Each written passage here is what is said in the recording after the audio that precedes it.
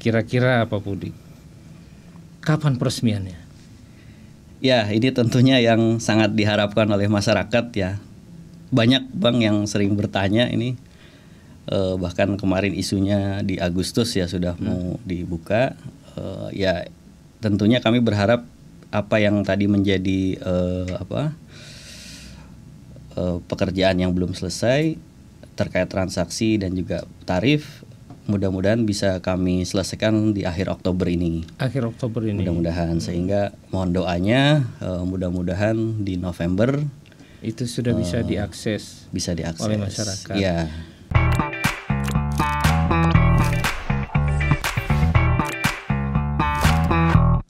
Assalamualaikum warahmatullahi wabarakatuh.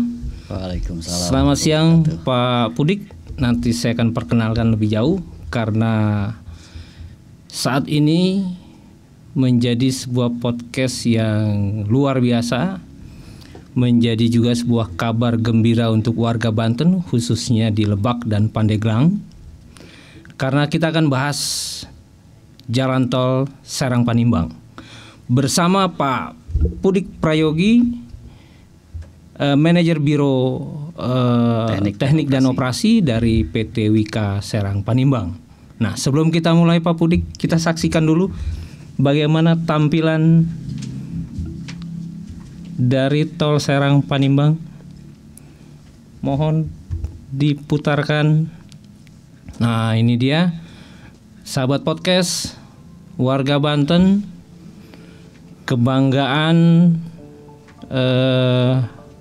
kita untuk bisa segera menikmati ya Pak Pudik ya. Ini sesi 1 Pak Pudik. Sesi 1. Tahap pertama. Semuanya ada 3 tahap ya. Ada 3 tahap. Oke, inilah kita bisa saksikan tampilannya dan insya Allah ini membawa berkah untuk kemajuan perekonomian ya Pak. Insya Allah. Oke, itu sekilas tampilan ini. Panjang berapa kilometer Pak? Untuk seksi 1 ada 26,5 kilo. 26,5 kilo. Dari total 83,677 kilo. Oke. Ya, kita kembali. Sehat Pak Pudik? Alhamdulillah Bang. Alhamdulillah selalu sehat walaupun alhamdulillah sehat. Walaupun masih di tengah pandemik. Insya Allah kita selalu berusaha menjaga kesehatan. Siap. Dan hal pertama yang ingin saya tanyakan Pak, siapa sih sebenarnya PT Wika Serang Panimbang itu? Mohon dijelaskan. Baik, bismillahirrahmanirrahim. Pertama mungkin dari mewakili jajaran manajemen mengucapkan terima kasih ini kepada Banten Podcast yang sudah memberikan kami kesempatan untuk menjelaskan lah adanya Tol Serang Panimbang. Jadi BUJT atau Badan Usaha Jalan Tol Serang Panimbang ini adalah badan usaha yang didirikan tahun 2017, tepatnya bulan Februari tanggal 17 atas mandat dari adanya PPJT atau Perjanjian Pengusahaan Jalan Tol Serang Panimbang oleh Kementerian PUPR.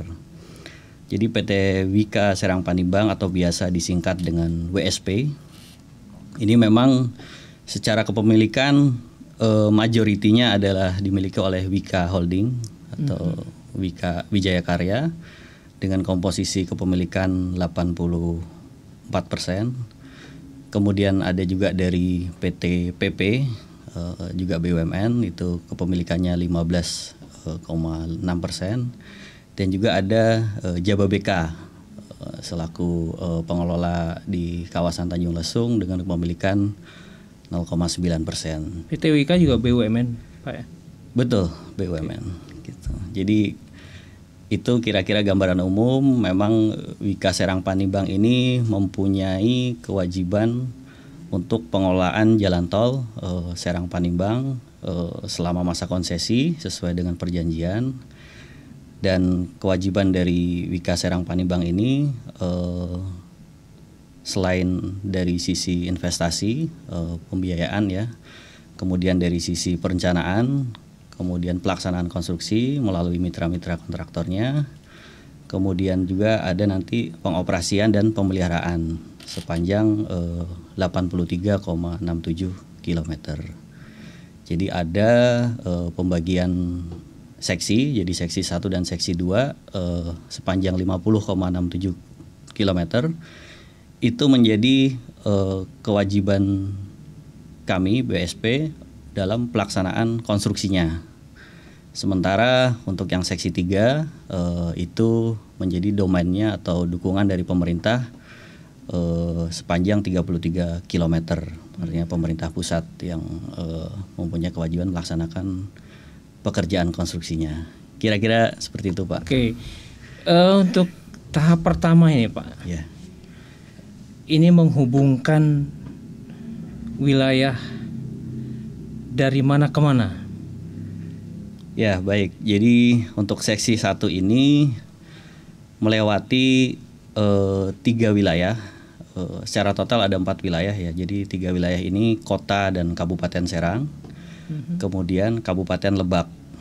Jadi sepanjang 26,5 kilo ini ada 3 simpang susun, di mana yang 2 itu adanya di Kabupaten Serang, simpang susun Cikesal namanya di kilometer 8,9. Kemudian yang kedua adalah di simpang susun Tunjung Teja, itu juga masih masuk Kabupaten Serang, sudah berbatasan ya dengan Lebak, dan berakhir di simpang susun Rangkas Bitung di Kabupaten Lebak ya, yang terhubung dengan Jalan Nasional Pandeglang Rangkas Bitung. Jadi kira-kira itu yang saat ini kita lewatin dari Serang sampai dengan Rangkas Bitung. Gitu. Apa bedanya sebelum dan sesudah ada tol ini? Ya, tentunya adanya jalan tol ini yang merupakan proyek strategis nasional ya. Itu menjadi salah satu alternatif adanya jalan bebas hambatan, tentunya yang sangat berefek kepada pengembangan wilayah di Provinsi Banten khususnya, dan ini oleh warga masyarakat dan juga oleh instansi di daerah juga sangat diharapkan. Dengan berapa jarak tempuh sekarang, Pak, dengan adanya tol ini? Sekarang kalau kita karena ini terhubung langsung dengan jalan tol Tangerang Merak milik PT MMS atau Astra Infra Toll Road, itu saya biasa berangkat kantor dari Serang sampai ke Rangkas, kira-kira di tolnya 15 menit. 15 menit. Itu udah sampai di Rangkas Bitung. Sebelumnya berapa? Sebelumnya bisa 40 menit. 40 menit. Signifikan, Pak? Ya. Nah, kemudian dampak apa sih sebetulnya yang diharapkan dengan adanya jalan tol ini? Ya, tentu bagi kami selaku pemilik dan pengelola jalan tol ini berharap adanya alternatif dari jalan tol ini memberikan pilihan bagi masyarakat luas dan juga masyarakat Banten untuk dimanfaatkan secara baik, sehingga dari sisi aksesibilitas dan juga dari sisi waktu tempuh menjadi lebih efisien, lebih cepat gitu. Kemudian bebas macet ya tentunya. Bebas macet, Pak ya? Iya. Nah, Pak,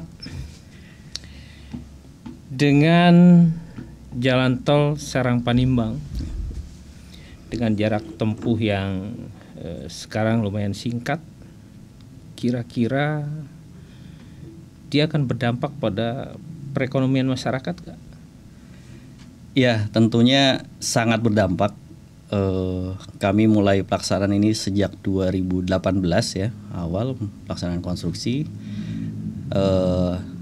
Tentu yang pertama merasakan dampaknya adalah masyarakat-masyarakat di sepanjang koridor jalan tol, di mana dalam proses awal memang masyarakat ini merasakan adanya pembebasan lahan tol. Nah itu bagi masyarakat mayoritas merasakan bukan ganti rugi tapi mendapatkan ganti keuntungan. Ganti untung sehingga ya kalau kami lihat di lapangan tuh ada yang bisa dikatakan mendadak kaya gitu. Yang tadinya nggak bisa beli mobil akhirnya bisa bangun rumah lebih bagus, beli mobil gitu. Nah, mumpung nih Pak Pudik bicara tentang pembebasan lahan. Di beberapa hari terakhir juga masih muncul berita bahwa ada masyarakat yang merasa dirugikan karena lahannya belum dibayar sesuai dengan apa yang diharapkan. Nah, bagaimana Pak Pudik menjelaskan itu? Betul sekali Bang. Memang pemberitaan yang mungkin belum lama ya terkait dengan ada yang mengklaim bahwa belum dibayar gitu. Memang pertama yang perlu kami luruskan bahwa kewajiban kami dalam pembebasan lahan itu tidak jadi bagian dari kami ini hanya sekedar mendorong sebenarnya. Sementara kewajiban pembebasan lahan itu kewenangannya adalah di pemerintah PUPR melalui Kementerian PUPR, di mana mereka punya tim pendukung ya, di bawahnya ada satkernya, ada PPK lahan yang terbagi menjadi 3 kewilayahan. Yang kedua tentu pelaksanaan konstruksi yang kami kerjakan ini tentu di area-area lahan yang memang sudah clear and clean gitu. Kemudian klaim atas beberapa tanah yang infonya belum dibayar.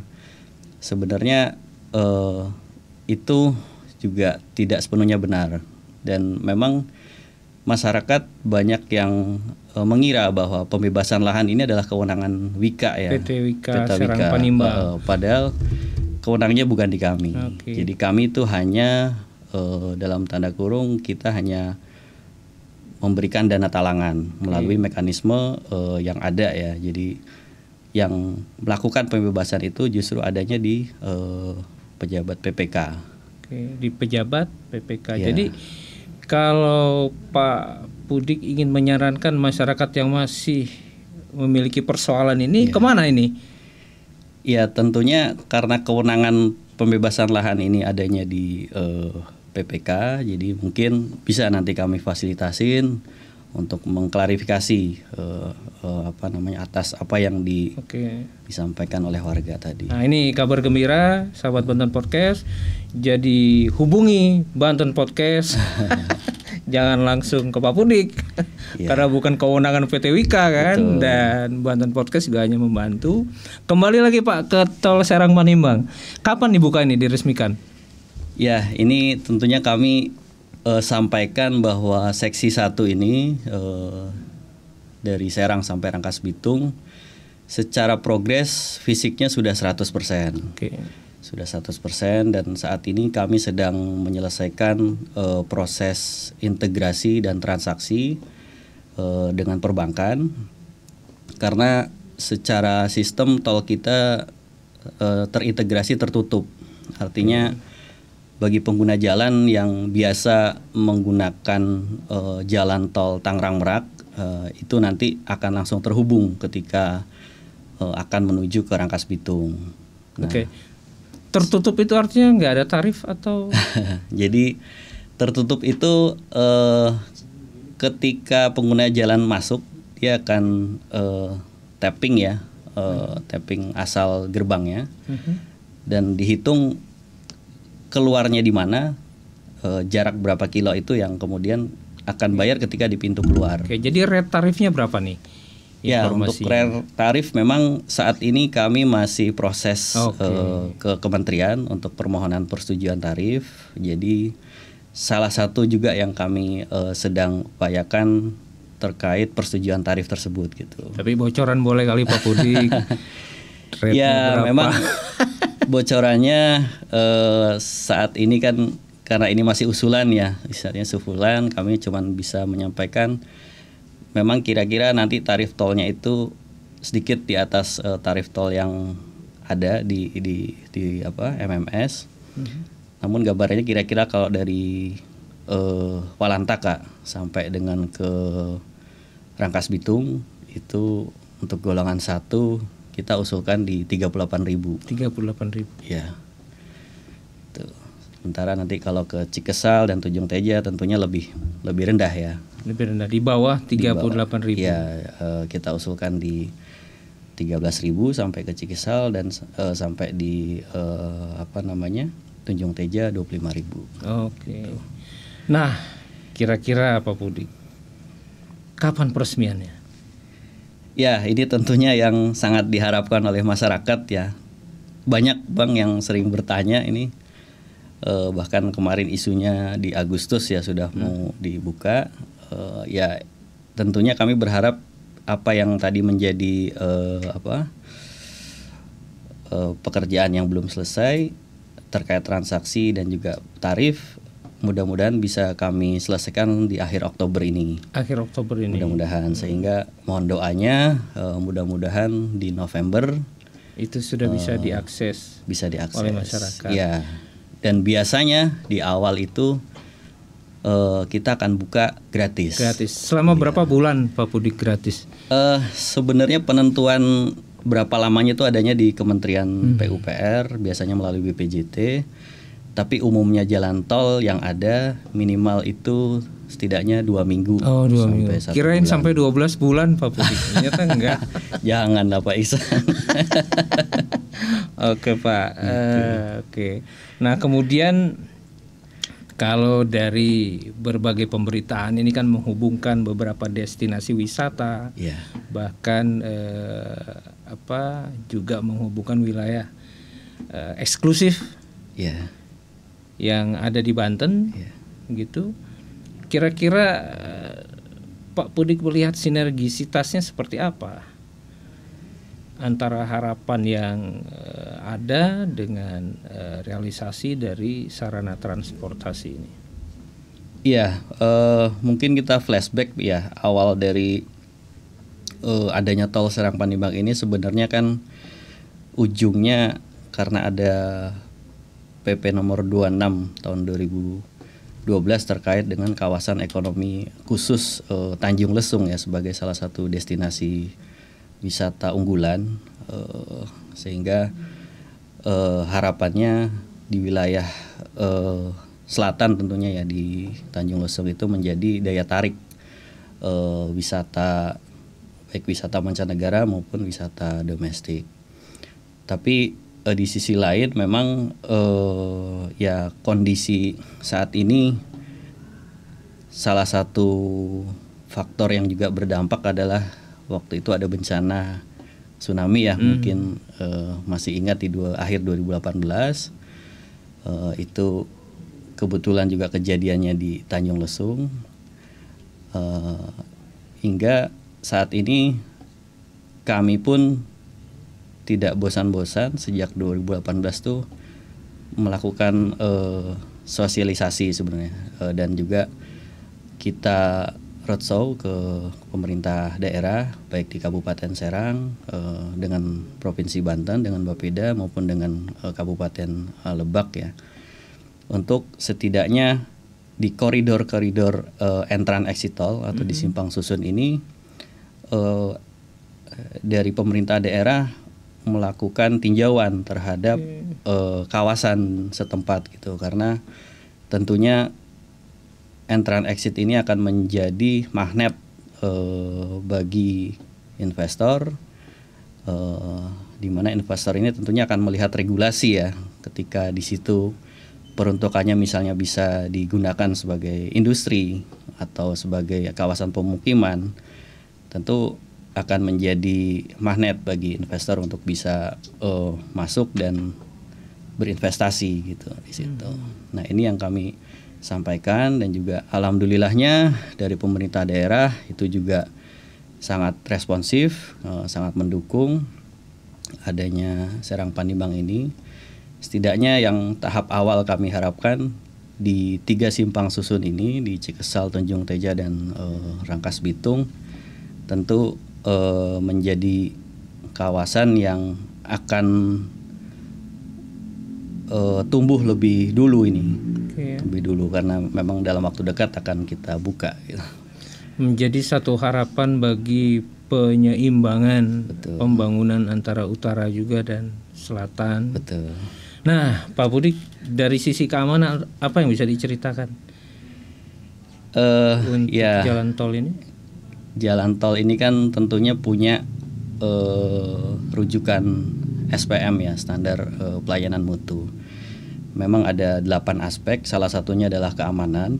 Jadi kami selaku pengelola jalan tol wajib memberikan rasa aman, rasa nyaman bagi pengguna jalan, sehingga memang dalam pelaksanaan konstruksi sepanjang jalan tol ini tentu kita amankan ya, kita pagerin.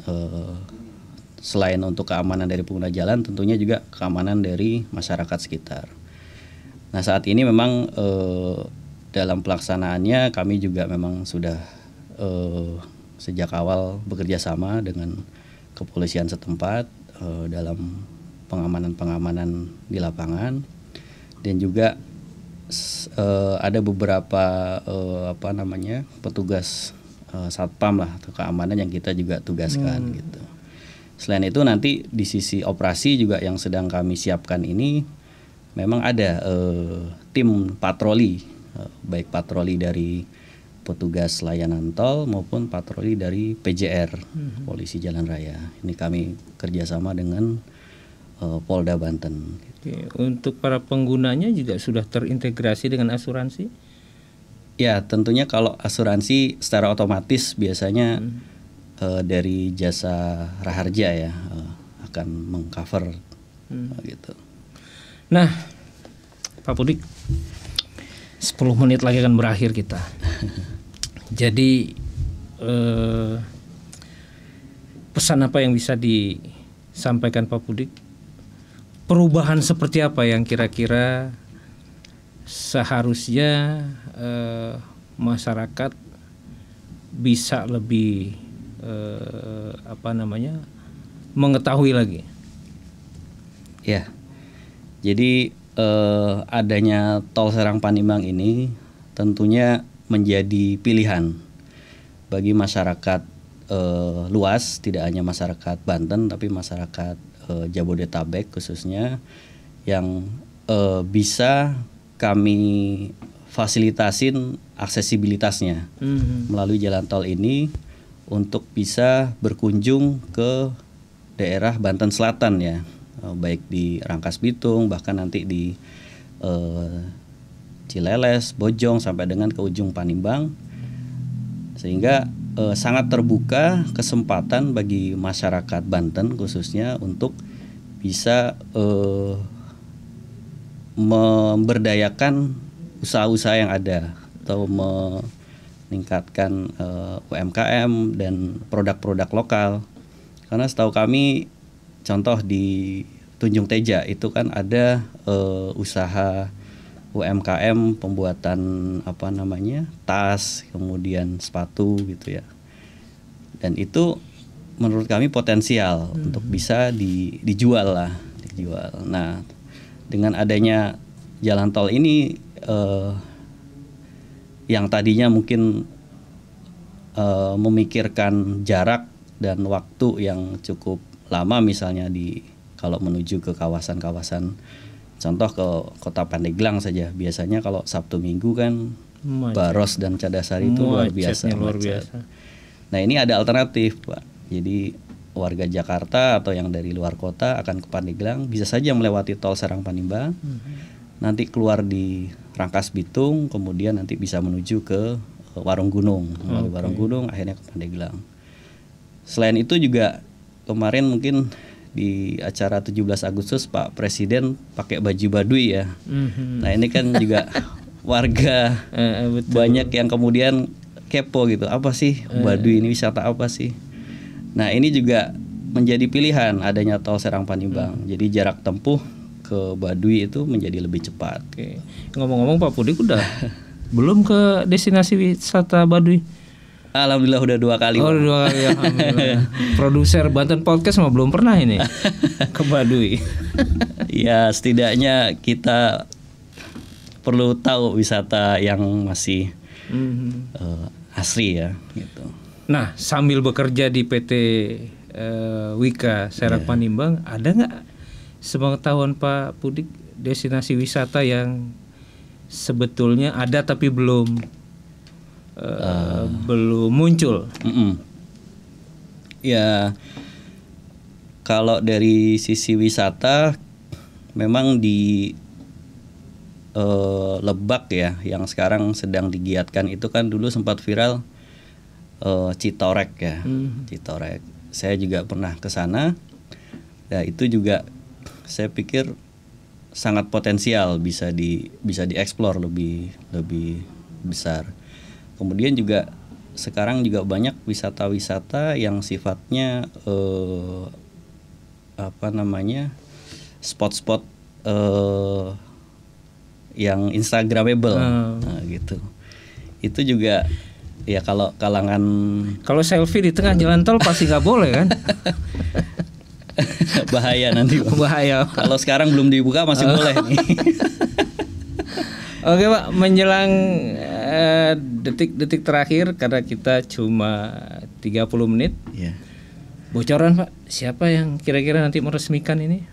Karena jadi suatu kebanggaan juga. Ya bagi kami tentunya sangat berharap Pak Presiden ya bisa hadir untuk meresmikan jalan tol Serang Panimbang ini. Ya beberapa kali memang bahkan menteri di kabinetnya juga sudah merasakan atau mencoba jalan tol Serang Panimbang, dan juga beberapa waktu lalu juga anggota DPR RI sempat datang. Ya mudah-mudahan Pak Presiden waktunya bisa. Tentunya kebanggaan bagi kami dan bagi masyarakat Banten ya. Ini tentunya salah satu pilihan jalan bebas hambatan yang bisa memberikan multiplier effect kalau saya pakai bahasanya orang provinsi ini terhadap perkembangan wilayah masyarakat, tidak hanya di sepanjang jalan tol tetapi juga masyarakat di selatan Banten. Oke. Terima kasih Pak Pudik, insya Allah ini sangat bermanfaat. Terima kasih kepada PT Wika Serang Banten, terima kasih Pak Gubernur Banten, terima kasih Pak Jokowi Presiden RI yang sudah berkontribusi semua, juga masyarakat atas perannya yang juga tidak bisa kita nafikan. Mari kita pergunakan untuk kebaikan Banten dan kebaikan bersama. Baik. Terima kasih Pak Pudik sudah hadir. Terima kasih Banten Podcast. Mudah-mudahan kita berjumpa lagi di lain kesempatan. Siap. Assalamualaikum warahmatullahi wabarakatuh. Waalaikumsalam warahmatullahi wabarakatuh.